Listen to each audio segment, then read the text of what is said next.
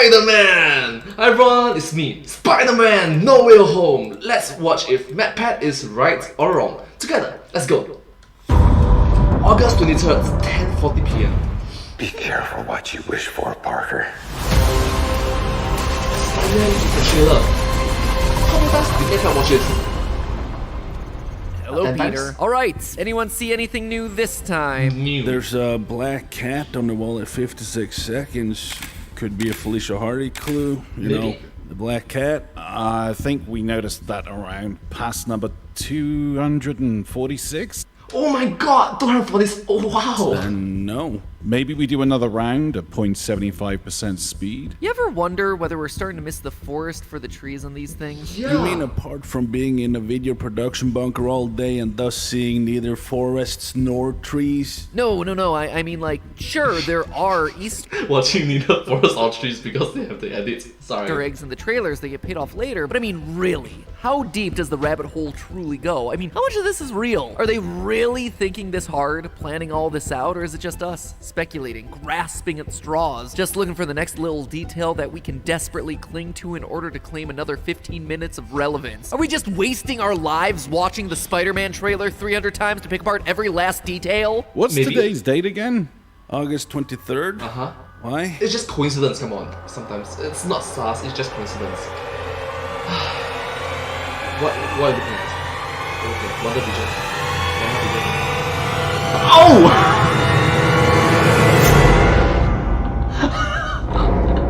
Come on, film theory. Hello, Internet! Welcome to Film Theory. Hello Internet! Welcome to Film Theory! Hello!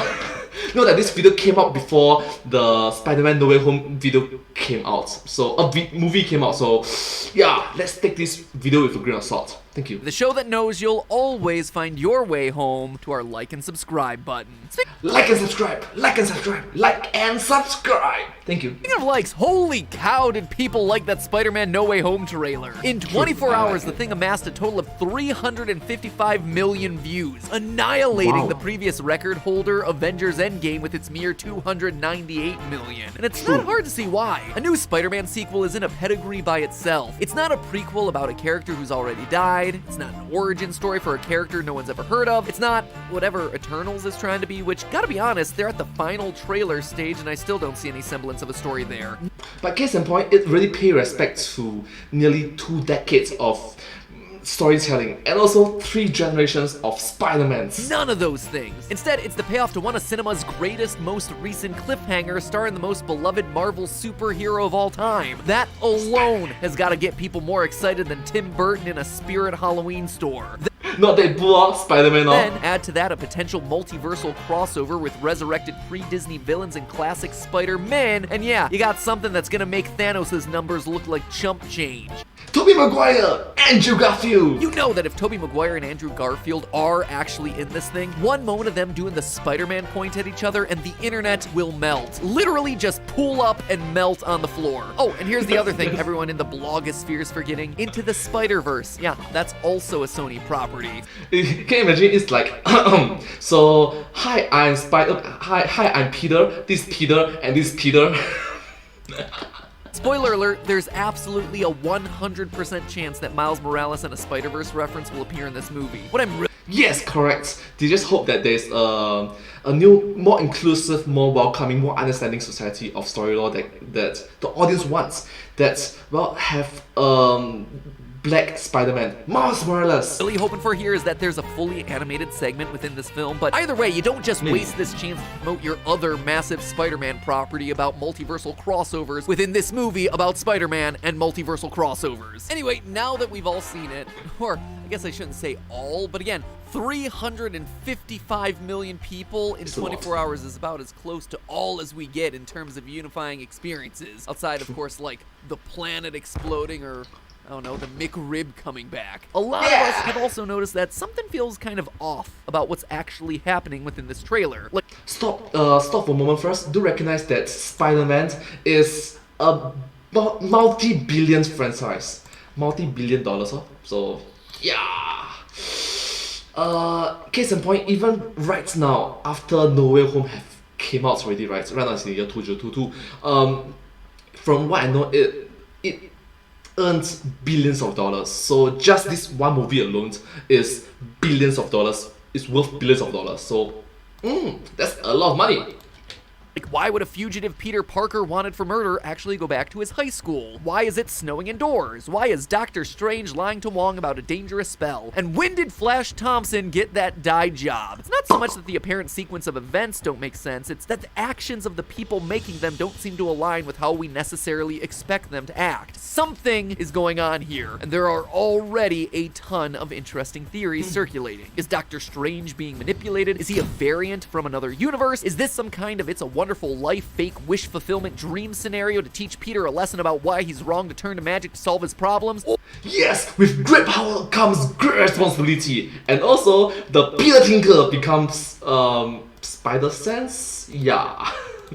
Or is this the evil Doctor Strange from episode 4 of What If, who is also secretly Mephisto? And the thing is, I like all these theories. I think all of them are actually hitting pretty close to the truth. And we'll talk about them all here in a minute, but I've also got a theory that looks just a little bit further. My spider sense tells me No Way Home isn't just a huge Spider-Man sequel, it's also setting up yet another Spider-Man reboot. Okay, so A fourth Spider-Man? for this theory to make any sense, we first need to talk about the essence of movie trailers. I mean, do you even know why they're called trailers? They're shown in front of movies after all, so what's the deal? Well, obviously the whole business of advertising movies has changed a lot over the years. Back in the really early pre-television days when going to the movies was an all-day event, studios would show 2 of their movies in a row back-to-back with the lower budget, less well-known one going first. Wait a minute first. Have you recognized why is it called trailers and why is it called teasers? Movie trailers and movie teasers. Interesting, isn't it? This was the origin of the term B-movie. Bees have never been afraid to change the world. I mean, what about B. Columbus? B. Gandhi? Bejesus? It's time to stop! Previews of coming attractions then came after this B-reel, aka they were trailing the preceding show, hence the term trailers. But their goal has and will always be selling the audience on the next big upcoming movie. And the one technique that's proven more effective than any other is building a sense of mystery. No joke, we think of this as a fairly recent trend, but check out this old trailer from the movie Psycho, where the director Alfred Hitchcock just walks you around the set and makes everything into a cliffhanger. Wow, this is very classic. Let's have a look. Quiet little motel, perfectly harmless looking, when in fact it has now become the scene of the crime. Oh, by the way, this picture has great significance because It goes on like this for 6 minutes. Nowadays, things are a little bit fancier than this, with digital editing allowing studios to fake entire scenes just to get that trailer narrative that they want. In the trailers for Infinity War, they created a team shot with the Hulk that was never in the movie. They From Hulk become Hulkbuster. changed the number of the stones in the Infinity Gauntlet so people wouldn't know which order the scenes took place in. I mean, sure, this fight on the train from the No Way Home trailer looks like Spidey's fighting Doctor Strange, but maybe they're both fighting someone who hasn't been added to the finished FX yet. Heck, is that even Doctor Strange? Mordo is still at large. He dresses pretty much like Strange does, so it wouldn't be that tough of an edit to deep fake out. Same thing with this woman who awkwardly looks pasted in there and doesn't move. It could be some Spidey sense slowdown effect, or maybe this is just a stand-in pasted in. Oh, Mary Jane! Oh gosh, it's the Tobey Maguire's MJ. Over someone who might have been an actual spoiler. The point is, well, yeah, Doctor Strange agreeing to cast a super risky spell for an impulsive teenager and then getting mad at him when he continues to be impulsive about it really seems like it should want more context. In reality, we don't have any context for any of this. It just feels like we do because the trailer's editing did a great job using a story structure to sell a micro-narrative about the general premise. True, the hero's journey. Or as much of the premise as they want us to be aware of right now. I can practically guarantee you that Doctor Strange's line about the dangers of messing with the multiverse comes from probably the final minutes of the movie. What we do know is that Peter's secret identity was revealed at the end of Far From Home. It's messing up his life and the lives of his loved ones, and so he's asking Doctor Strange to mind wipe the planet. And if you know your Spider-Man comics, well, that premise is gonna make you sit bolt upright. Pretty much the exact plot of one of the most controversial Spider-Man story arcs of all time, One More Day. One More Day have a lot of tragedy involved. A chain of tragedy. It's a sad story. This one has gotten talked about a lot, so I'm not going to linger on it for too long, but for those of you who are unfamiliar, I'm going to give you the quick recap. Originally published in 2007, One More Day was part of the aftermath of Civil War's storyline, where, just like it appeared in the movies, the team fights over whether superheroes should have to register themselves in order to protect the public. In the comics, heroes who initially supported Iron Man's pro-registration team had to publicly reveal their secret identities as part of the agreement. So Peter being on Team Stark is something that he almost immediately regrets. And that, my friends, is why you always have to read the fine print. And because his friends, his family members got into danger. Since every villain now knew how to find Spider-Man, Aunt May catches a bullet from a hitman, lapsing into a fatal coma brought on by her injuries. And, you know, probably being like 1,000 years old at this point. After going to everyone he knows to try and fix it, including Doctor Strange, he gets hit up by someone who says that they can help Mephisto, aka the Devil, who offers to infernal magic Aunt May back to life provided Peter allows him to erase the other thing Spider-Man loves the most, the entire history of his marriage to Mary Jane Watson. Something which, wouldn't you know it, Marvel's editors at the time had also been trying unsuccessfully to erase for over a decade. Spider-Man says yes, and he and Mary Jane are allowed to be together for one more day. That's the name of the movie. Oh my gosh, I love the pitch meeting reference. And then Peter wakes up in a rebooted world. Oh, and also his web shooters aren't organic anymore, which was a thing for a while. I just like it that they address this in the movie itself. It's like, phew. Yeah, this story is one of the reasons why so many people are always looking for Mephisto to show up. But this time, with No Way Home, well, yeah, the Mephisto theories really seem to fit. The broad strokes of the story work. Peter wants the world to forget his identity, he makes a deal with a magic user, chaos ensues. Then, of course, you have the smaller details, like the guy holding up the devil horns caricature of Peter Parker in the protest scene with the text that reads "Devil in Disguise." I mean, that's not even trying to hide it. At this point, I think that Marvel knows that every trailer they release needs a Mephisto Easter egg. And not only that, but this theory would also explain all the weird stuff happening with Doctor Strange in the trailer. You see, in episode 4 of Marvel's What If, we're introduced to an alternate version of Doctor Strange, nicknamed Armani. Go this way. Sorcerer Armani. And labeled in the subtitles as Strange Supreme. In this episode, he attempts to use the Time Stone to save his love Christine, who, in this timeline, died in the accident that broke Strange's hands from the original MCU. We're told that the moment of her death is called an absolute point. Case in point, she needs to die. Something that cannot be changed because doing so would create a paradox. Her death is an absolute point in time. Absolute.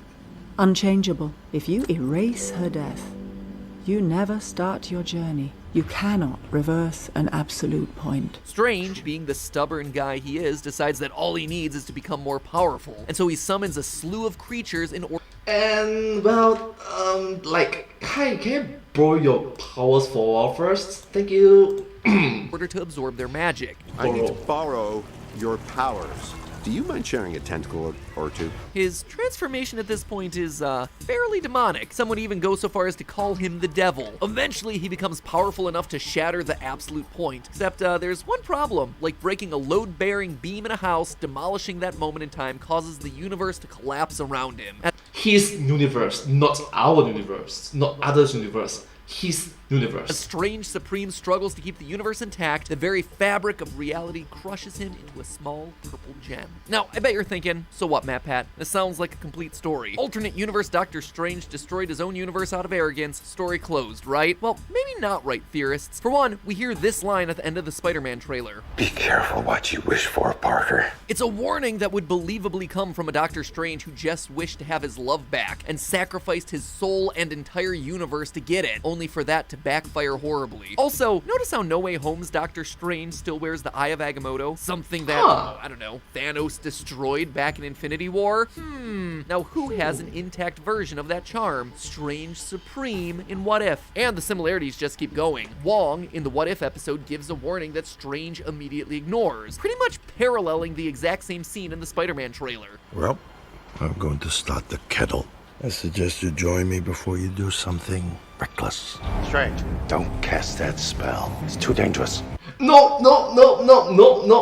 It was edited away. And at the end of What If, Strange Supreme cries out to Uatu the Watcher to do something, showing that this version of Strange is powerful enough to see and talk to an interdimensional being. But Uatu claims that he can't help the guy because doing so would endanger all other universes. I could warn him, intervene.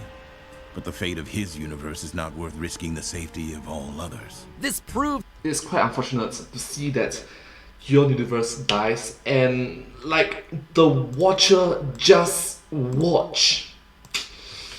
that if Armani escaped his purple gem prison, he would have the knowledge and ability and motive to tamper with the very fabric of reality. Exactly what Strange is doing in the No Way Home trailer. And all of it is without even going into how having a demonic Doctor Strange fill the role of Mephisto would help introduce the character while also circumventing China's heavy censorship around the devil and occult, something that we talked extensively about in a previous WandaVision episode, linked right meow. So, this has gotta be it, right? The devil himself, Mephisto, finally steps out from the MCU shadows, set up in an alternate timeline presented in What If to sow chaos, launch Spider-Man into a multiversal war against his greatest enemies, and what exactly? You see, that's the problem with the whole Strange isn't himself theory train that I've been seeing going around. He's a fraud! It's too complicated. Spider-Man is too mainstream of a character and too important of a franchise to get bogged down with things having to be set up in a Disney Plus series. True, I agree with you, especially when Spider-Man, the franchise, is literally worth multi-billions, worth multi-billions, right? Yeah, I think so. The offshoot franchises have to be in service of the movies, not vice versa. We can't set up a multiverse and multiple enemies and multiple Spider-Men and also Doctor Strange actually being the devil all in this one movie. True, something have got to give. Maybe have a Sinister Six reference?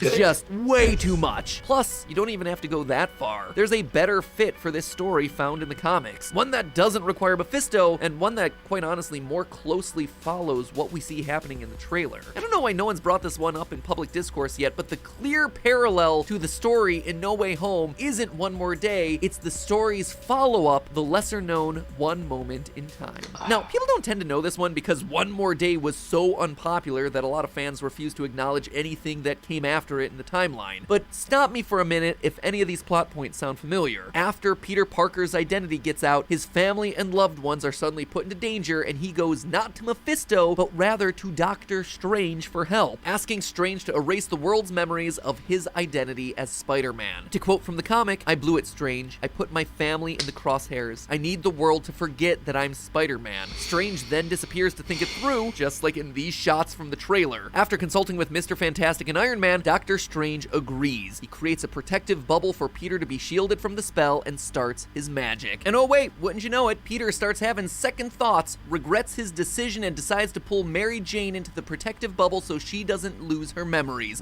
No, why don't you just word it differently? Why don't you word it instead of "I want the world to forget that I'm Spider-Man"? Why don't you forget that Mysterio revealed that I'm Spider-Man? Why don't you plan this out properly first instead of casting 1, 2, 3 and causing so many errors?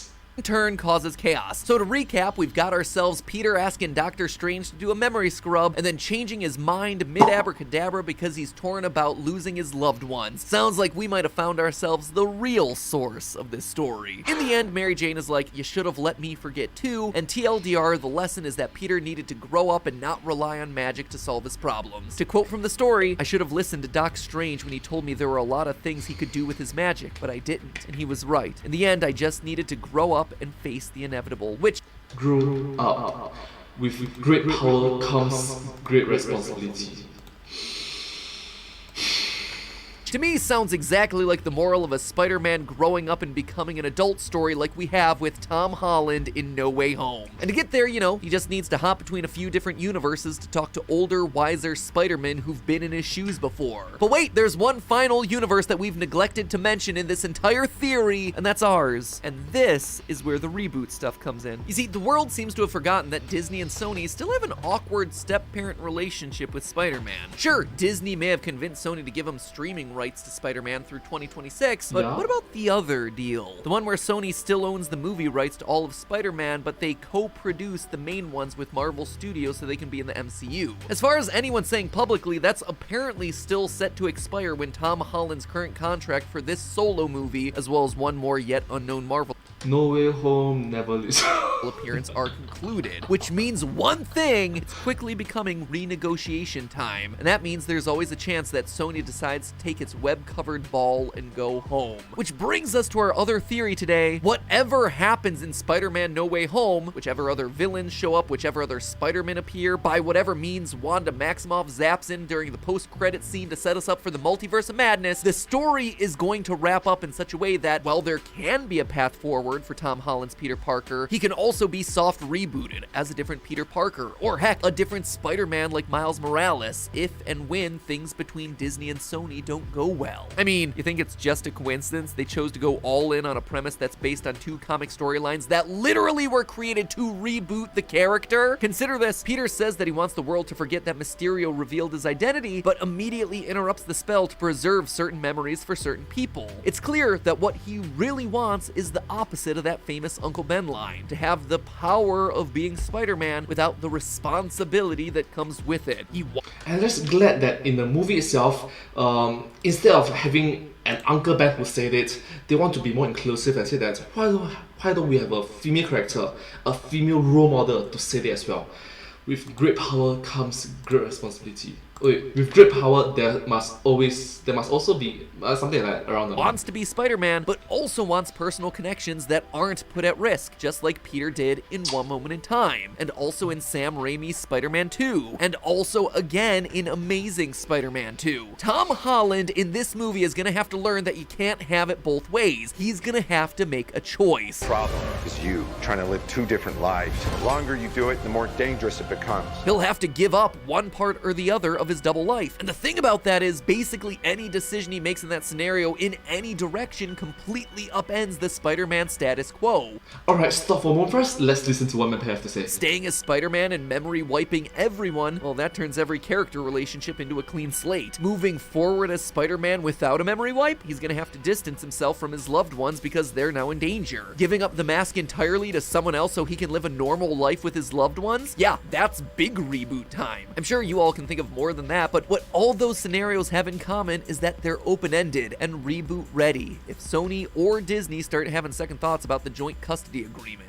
Or maybe have a fourth Spider-Man, Miles Morales, be more inclusive, be more understanding, and just let the audience be happy. Because I'm the audience, I'm a fan, I love to see more representations, like having a black Spider-Man, Miles Morales. He's an awesome individual, isn't it? Bottom line is this: in order for this story to conclude in a satisfying, impactful, definitive way that also leaves the franchise able to proceed, Spider-Man himself is going to be the one who can't go back to the way things were, whose only choices will be to go forward into a radically changed world.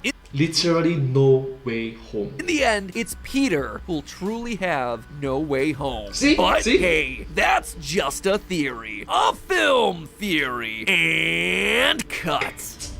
Well, thank you all so much for watching this video together with me. I hope you find this video very interesting. And yeah, at the cinema when I was watching it, right, with my mask on of course and safe distancing, I just remember when, okay, spoilers alert, I'm so sorry for spoilers alert. It's like, Tobey, Tobey, Tobey, Tobey, Tobey. The entire cinema was like,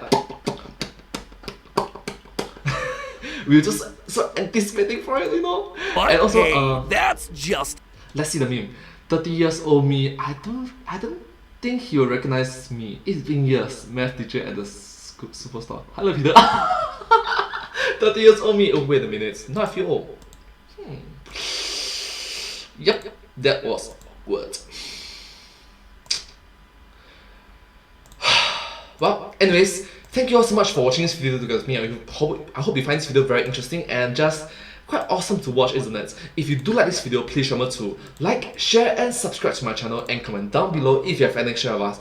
Don't forget to follow my channel and sincerely appreciate all of your support and encouragement for my work. Thank you so much. It's very motivating, inspirational and just encouraging to see all your wholesome positive message down below. And hope to see you all in my next video. But hey, that's just a theory, a film theory, and cut!